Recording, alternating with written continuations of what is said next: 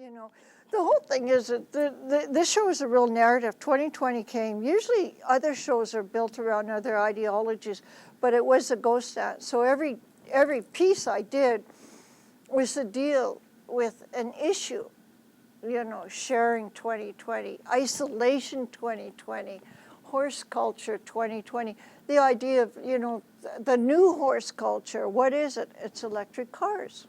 No more horsepower. Get it? Okay. Women 2020. Women are a really big issue in the last century. And this last, you know, you had the women, you know, fighting for the vote. You had the women, they don't want it, prohibition. You have the women wanting this. Women want health.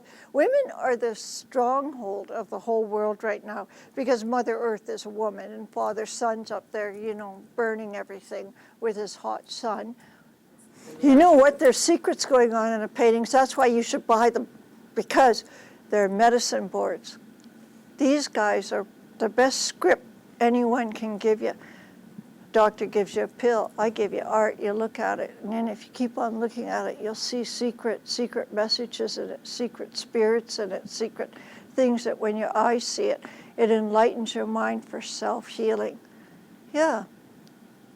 I'm a self-professed, not a shaman. I'm a self-professed medicine woman that uses art as medicine, psychological art. It goes into your psychic. It goes through your eyes. It touches your heart. You get goosebumps when you look at it. Every time you look at it, you see something different. And then you look and you go, oh, wow, I didn't know that this was here. Look at this message. You go, that's how I fix the refrigerator. That's how the stove needs. That's what I need to discipline my kids. That's what I need. I need to go and get a higher education. Never stop learning. You're never too old to learn. So with the virus, what do we have? We have clean air. We have bears coming out, and we have animals we've never seen coming out and with their little young ones and sharing nature again, taking back the land. We have Los Angeles have the cleanest skies that they've ever had in their lifetime. You have looked down into the rivers and into the waterways in London and Italy, and you see fish and the water is clear. You have clean drinking water. You have all these good things that are happening because of the virus. Maybe the virus was here to teach us a lesson.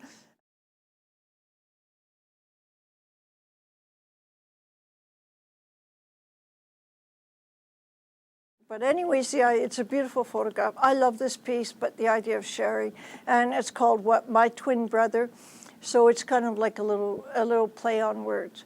It's a lovely little piece. Took a long time to do it, but if you look, you see all the ghosts in there. You see all the spirits in there. If you look really close, look at all these little animals in here. Look at this one. Look at that one. She doesn't even know there's a bear there. I'm going to point it out to you. If you look really closely, there's a solution. The wildlife is coming back, so that's what it was about, sharing our earth with the wildlife.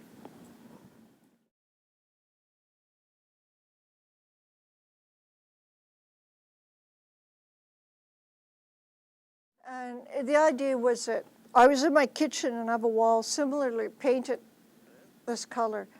And I thought, if I'm in my kitchen and I'm isolating in my house, isolation 2020, of course, and I'm looking out my window, what would I want to see? And this is what I'd probably see in a spiritual way. So this is the window frame, this is the wall. So here I am writing on my wall, right? Scribbling on my wall because I'm in isolation, making scribbles, and that's my window. There's the ledge. I guess I could have painted some things on the ledge, but no, it's good the way it is. Anyways, it says, let's be good to everything. I enjoy solitude. I could dream. I loved drawing. I loved coloring. This is things I did when I was a child. You know, no, we didn't go running around outside. It was 30 below. We went to school. We went home. We were always at home. We loved our homes. We watched a little TV if there was TV to watch, or we played checkers, we played marbles, we played cards, we played picked up sticks. If there were other kids come over, we played church, we played doctor. Doctor was always fun. Ooh, I like doctor. We played the Catholic Mass. Anyways, as my grandmother prayed to saints for help, shamans have helping spirits. So it talks about shamans in different cultures. So here's all your little things that I would write on the wall. If I was a child isolated at home, I'd just start, writing on the wall. And then the idea of these people, right? The idea I had in here was that here he is with all his family, right? And his dog. See the doggy? And of course they're comfortable and they're together. And they live off the land, and yeah, they're in isolation, but they're happy.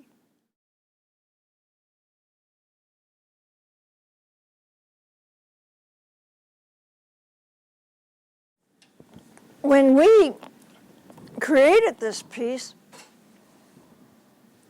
we didn't know yet about the virus. So we started the piece, and there was no virus talk. The virus started being talked about in the latter part of January, and in the so the horse culture and that one was all created before the virus, and the virus talk then started in February a lot, but it was still, people didn't really grasp onto it, and then it big time started, of course, in March, and now with virus, all you hear. So in a way, we didn't have a title for it. But then it just, well, how could you not call it 6 feet apart?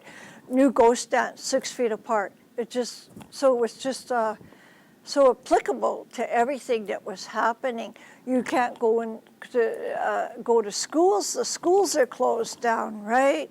You need the shirt, the ghost dance shirt, to dance away the disease and the pillage, and you need the woman with her ultimate wisdom, telling it, this is something I composed myself, and I composed these. This is all my own writings. We need to teach our children at home now. So make your own blackboard at home. So here you go. You need to dance, but you have to dance to, there's the virus, dancing it away, right? Look for the signs. If they looked for the signs, there would have been no virus, sickness. And Indians say, always look for the signs. You know why? Because in nature, they have to look for the signs. They have to know where the bear paw, they have to know where to hunt, they have to know where to eat, they have to know where to, how to survive. They have to know where the seeds, so they see that the crow, he comes and eats the seeds off the back of the buffalo. So then he goes, oh, okay, there's sunflowers. So if there's sunflowers, there's buffalo. So then if we see sunflowers growing, there's going to be buffalo near, because the buffalo pick up the sunflowers and eat it, and they toss the big heads of the flowers onto their back. You know why? To get rid of the flies. And then the seeds land on the back of the hump of the buffalo. Then the birds come. So they look for all those signs, and they see how to survive. That's your wisdom right there.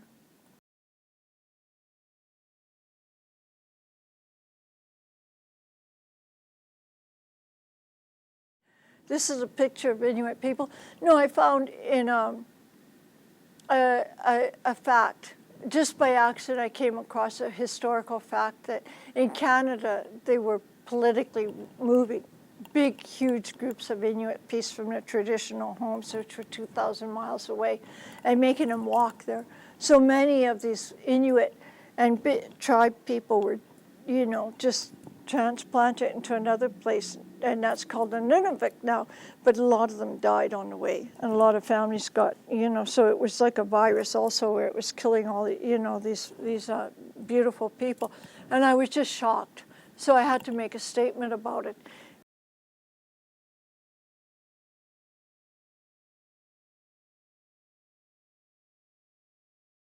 But again, it's more like about the fire and the water, and the waterfall coming out here, which is just coming out red because of the the water we need to put out the fire, but the water is not there, so it's just lava coming out and burning the earth. And again, the hope, the idea of, you know, that's going to be our future, and our future are our children. And, you know, you see a little spirit here, and you see this beautiful kind of like marble kind of like background. It's so beautiful, I just left that in. So it just kind of like playful. You see the sacred buffalo skull in here. So if you start looking at, see the blue jay in there? So you don't see all these things right.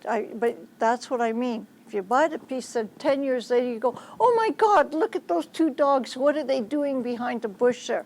So this is really important for the somebody who buys these pieces, that they really are capturing, you know, insight into the subconscious of the artist, who's got a big subconscious, by the way.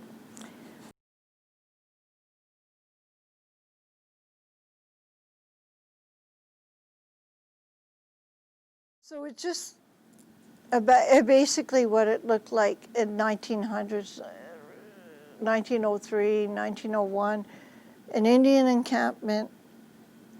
And so this is where the native people live. These are little landscapes. They're little, wonderful little landscapes. Here's one of the Southwest.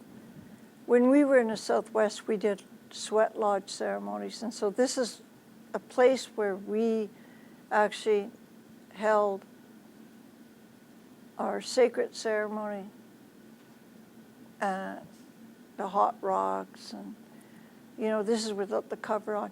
But what's interesting, this is the Grand Canyon, so we go down in the depths of the Grand Canyon and run ceremonies, and we run American Indian church ceremonies. So this is like their landscape. And these are just one little spirit tree there. And so little storytelling of what it was like a long time ago. But nowadays, we live in houses with no electricity. They live in houses with no running water. They live in houses that are falling apart. They have all kinds of problems on the reservations now because of lack of government assistance to help them live like they did in the old days with clean water and, you know, animals and home, and the whole world was in their beck and call, but now that's not so.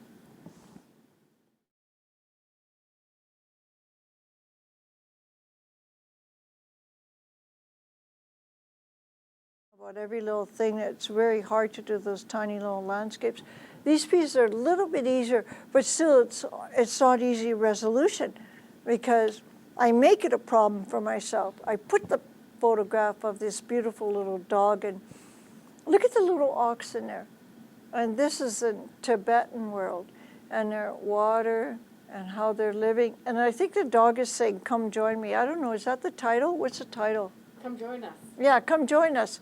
The idea of joining, right? Come join us, you know, let's have a party.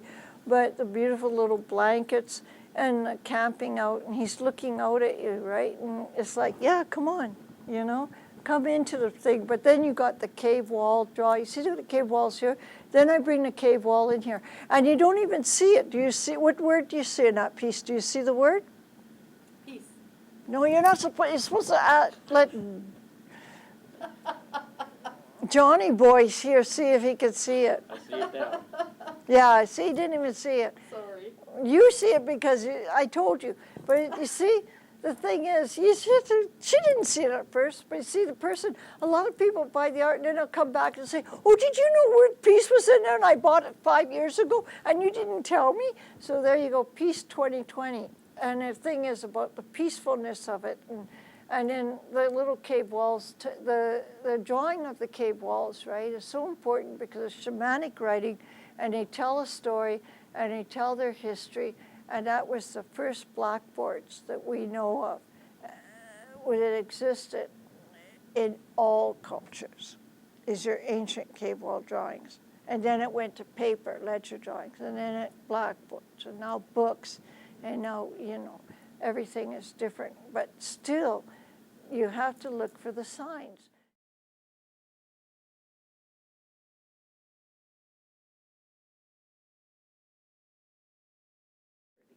This is also before the virus.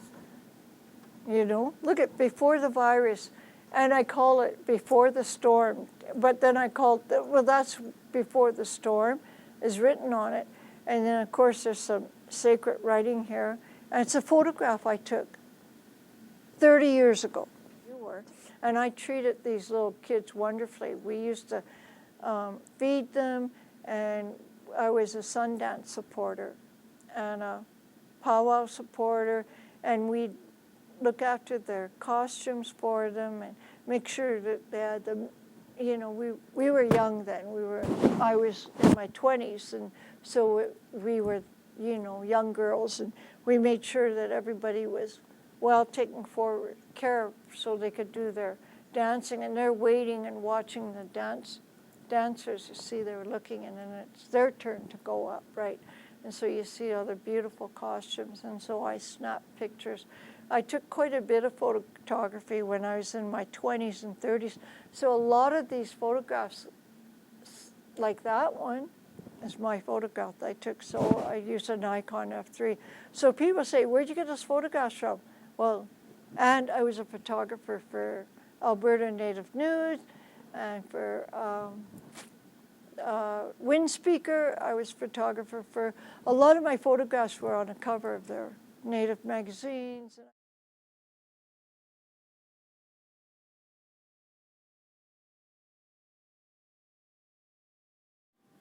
This is a little Blackfoot kid, and they're both Athabascan tribes, yeah. And then, of course, this is an actual collage piece out of a 1980 Life magazine. This is actual found ephemera. And, of course, I ghosted the eagle, and then I painted it in there, so it just shadowed it in, and then and, of course, here's a stamp of Canada. And look at it, it's a 10-cent stamp. Again, ephemera that I found, and of the teepee and Native people. So there's all these little things that you start looking at. It's really neat. And of course the ledger drawing, and of course the ledger, and of course the rock art, and then the landscape that we have, the southwest, you know, down the south, the teepees, the sky. And you know what's interesting? As I drove up to your gallery today, they got my parking spot's been taken over by a sign that says, parking only for electric cars. And I said, see, Paul, my parking spot's gone because the electric car, no horsepower. Now electricity, lost horsepower, lost horse culture is no longer with us. It's taken over, even in many ways, and you know. Really quick, whose story have you written so beautifully on the painting? Oh, that's my story. You know, my grandmother, I had two grandmothers, and I had a great aunt. And so this is sort of similar to what they told me. And so I took part of my Grandma Runk's story and Grandma Tuckaroo story and Grandma Chillicawisi story, and I took Grandma Martin's story, because when I was a young girl, I went back to Fort Chip, and they were very old, and I stayed with them for quite a while, for a summer or two, me and my aunt. And so these are things that they would talk about. And then I listened to the elders down in the Southwest. And so it's a combination of everything that they would tell me, and then I just kind of put it together. And it took me quite a while to construe it to make sense, because fortunately Clint, husband number one, still alive, thank God. I said, Clint, is this right? What should I write? Did I make something wrong? And so there, you might see where I crossed something out and then put white paint and then made it different, because, you know, I'd have to write it out and make it sound so it made sense. And so that took us all day to just come up with that narrative. But it was really says something about our people today and what it was like then and what it's like now.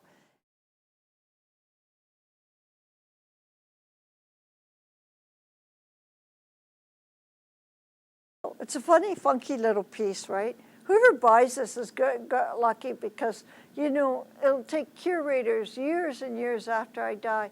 They'll be analyzing this painting. They'll say, what was she saying in it? You know, why are these trees red? And why are these little weird little shaman figures in the background? And what's that rump roast, the buffalo? You know, everybody likes it. You know, we eat rump roast now, but it's from, you know, there's his rump, you know. It's a joke. It's kind of like a funny little piece. Look at the space in here behind the trees screaming about, so maybe it's about forest and the buffalo and about climate change and about the whole idea of, you know, something's ominous and something's looming in the background. So look for the signs.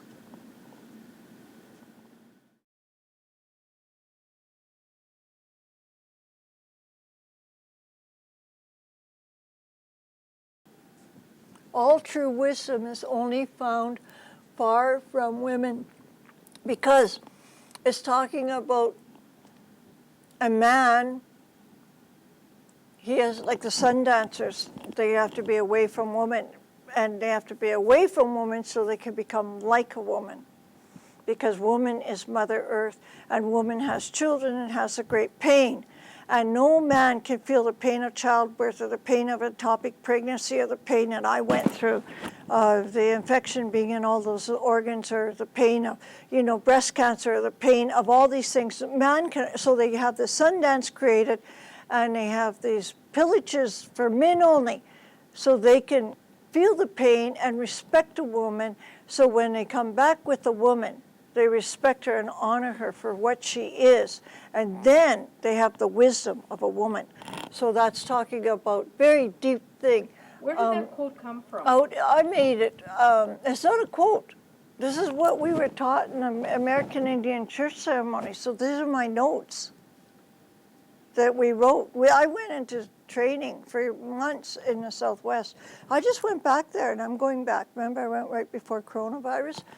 It was from Leo. So far from women, out in great solitude. So they're out on a solitude, and it can be acquired only through suffering, and privatization of suffering are the only things that can open your human mind to that which is hidden from others. So hidden from others. So I mean, that's becoming one hidden, like spirit hidden, like knowledge, you know, which is so powerful.